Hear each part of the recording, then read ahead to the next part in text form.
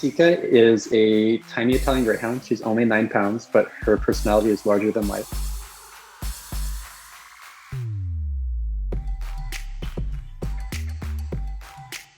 Someone will make a comment being like, does this dog ever just get to be a dog? Give me that. Tika is a dog. She has a very, very, very wonderful life as a dog, and she's a very happy dog. But her online persona, she's a fashion model. My name is Thomas Shapiro. I'm up in Montreal, Canada. By day, I'm a web developer, and by night, I manage my dog's Instagram account at Tika the Iggy.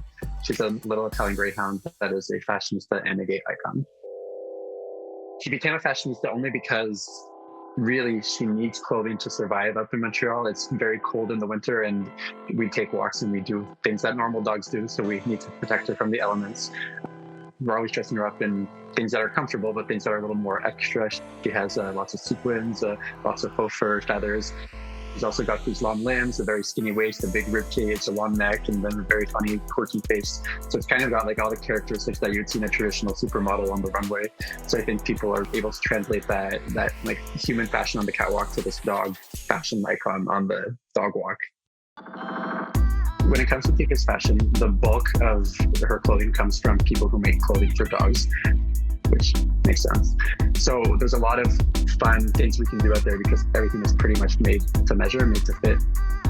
When it comes to design, colors, costumes, fabrics, textiles, so we can kind of do whatever we want. I think now we're up to almost 300 items in her closet. She has her own closet space, her own everything. It's intense. She's way more clothes than me and my husband. Kind of like, dug myself in this hole where people are waiting to see what she's going to wear next. She does do some outfit repeating, but it's not in an offensive way. So can you help me pick an outfit? There's a lot of people who want to work with her, so there's a lot of lucrative deals out there.